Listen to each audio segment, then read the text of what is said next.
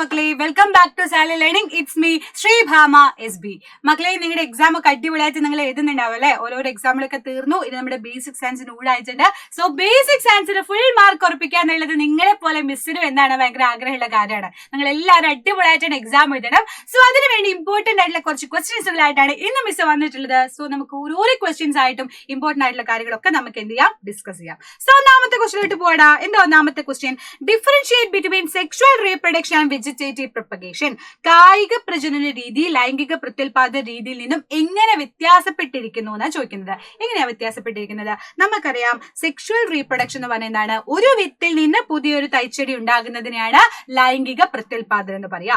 The formation of seedling from seeds by sexual reproduction. നമ്മൾ normally ചെയ്യുന്ന കാര്യം, വിത്ത് നടുന്നു, വിത്ത് നട്ട് അതിൽ നിന്ന് പുതിയ ചെടി ഉണ്ടാവുകയാണെങ്കിൽ അത് സെക്ഷുവൽ റീപ്രൊഡക്ഷൻ നോർമലി വരുന്ന കാര്യം. പക്ഷെ നമ്മൾ കുറച്ച് വെറൈറ്റി ആയിട്ട് എന്ത് ചെയ്യും? ഇപ്പൊ ഇല മുളച്ചാണ് വിചാരിക്കുക, നമ്മൾ എന്റെ ഇല കുത്തിയിടും, ആ ഇലയിൽ നിന്ന് പുതിയ പ്ലാന്റ്സ് ഉണ്ടാകും. സോ അതെന്താണ്? The formation of new plants by the parts like root, stem, leaf ഒക്കെ ആണെങ്കിൽ അതിനെ നമ്മൾ പറയുന്ന പേരാണ് വെജിറ്റേറ്റീവ് പ്രൊപ്പഗേഷൻ അഥവാ കായിക പ്രജനനം.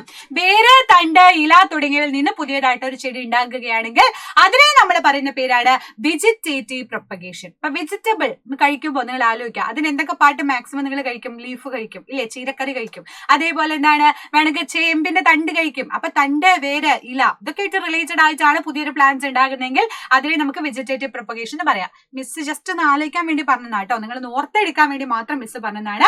സോ ഇമ്പോർട്ടന്റ് ആണ്, അതിന് എക്സാമ്പിളുകളും പഠിച്ചു വെക്കുക. ഇപ്പൊ സെക്ഷുവൽ റീപ്രൊഡക്ഷൻ ലൈംഗിക പ്രത്യുൽപാദനത്തിൽ എന്താണ്? വെണ്ട, പയറ്, മത്തൻ, ചീര, പംകിൻ, അമരാന്തസ്, ബ്രിഞ്ചാൽ, ചില്ലി എന്നൊക്കെ പറയുന്നത്. ഇതൊക്കെ നിങ്ങൾ ആലോചിച്ചാൽ മതി. നിങ്ങൾ എങ്ങനെയാ വീട്ടിൽ നടാറ്?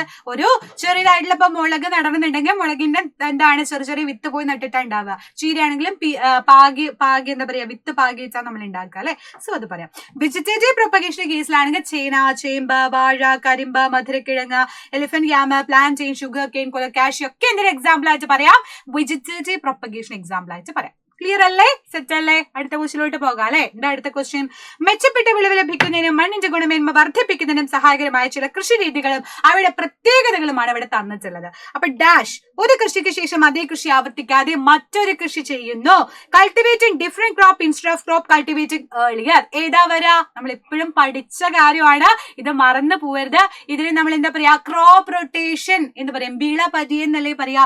ഒരു വിള ചെയ്യാണ്ട് വേറൊന്ന് ചെയ്യാം. അപ്പൊ മിസ് എക്സാമ്പിൾ ആയിട്ട് പറയുകയാണെങ്കിൽ മിസ് ക്ലാസ് എടുത്തോണ്ടേ ഇരിക്കാം, നിങ്ങൾക്ക് ബോറടിച്ചു, ബേസിക് സയൻസ് മടുത്തു, അപ്പൊ നിങ്ങൾ എന്ത് ചെയ്തു? മാത്സ് അതിലോട്ട് മിസ് ആഡ് ചെയ്തു. അത് കഴിഞ്ഞ് വീണ്ടും ബേസിക് സയൻസ് വന്നു. അപ്പൊ അങ്ങനെ റൊട്ടേറ്റ് ചെയ്ത് വരികയാണെങ്കിൽ നിങ്ങളോട് അങ്ങനെയുള്ള കൃഷി രീതിയാണെങ്കിൽ ഒരു കൃഷിക്ക് ശേഷം അതേ കൃഷി ആവർത്തിക്കാണ്ട്, ഇപ്പൊ നെല്ലാണെങ്കിൽ നെല്ല് കഴിഞ്ഞ് ഗോതമ്പ് കഴിഞ്ഞിട്ട് ഉഴുന്ന്, അങ്ങനെ മാറി കൃഷി ചെയ്യുകയാണെങ്കിൽ അതിനെ പറയുന്ന പേരെന്താണ് മക്കളെ? വിളപര്യം അഥവാ ക്രോപ്പ് റൊട്ടേഷൻ എന്ന് നമുക്ക് പറയാം അല്ലെ. നെക്സ്റ്റ് എന്താണ്? ഇന്റർ ക്രോപ്പ് എന്ന് പറഞ്ഞാൽ എന്താണ്?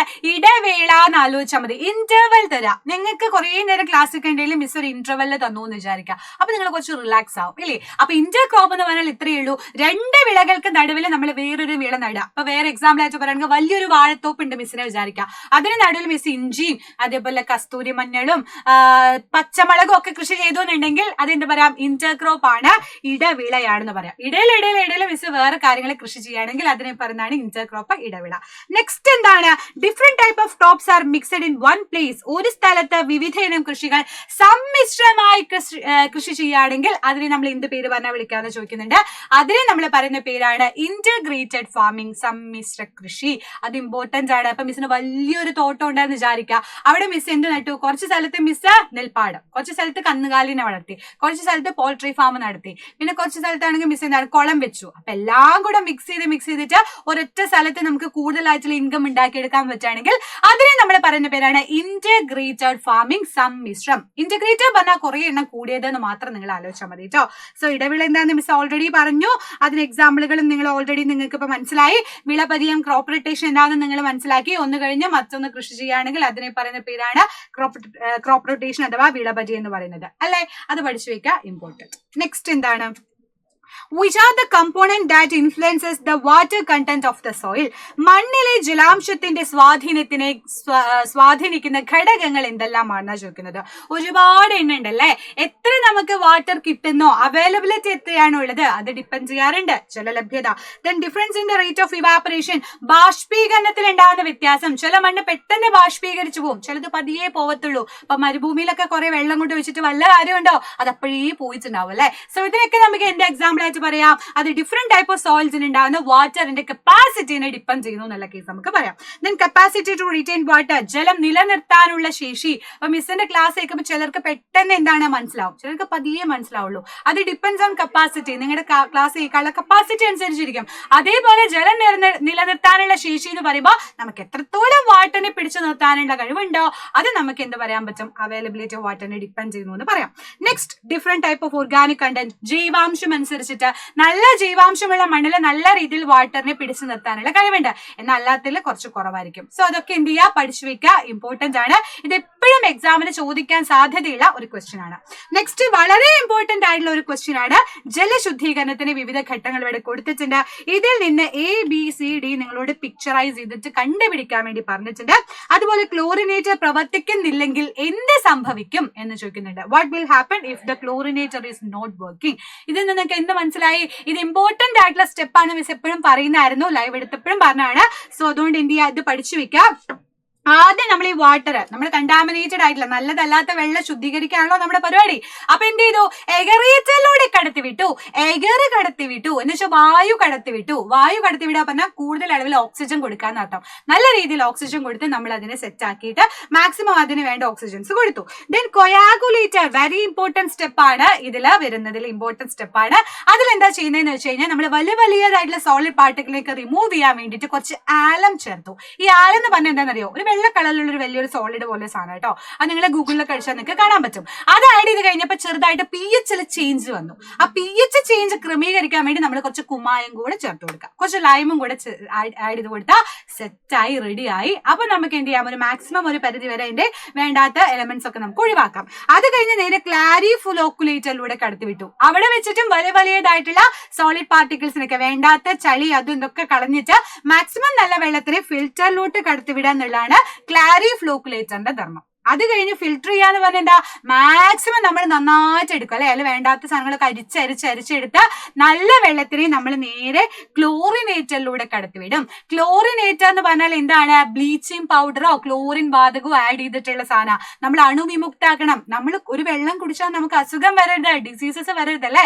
അതിനെ വേണ്ടിയിട്ട് എന്ത് ചെയ്യാണ്, ഫിൽറ്റർ ചെയ്ത വെള്ളത്തിനെ അണുവിമുക്തമാക്കാൻ വേണ്ടിയിട്ടാണ് ക്ലോറിനേറ്ററിലൂടെ നമ്മൾ കടത്തിവിടുന്നത് എന്നുള്ളത് പഠിച്ചു വെക്കുക, ഇമ്പോർട്ടന്റ് ആണ്.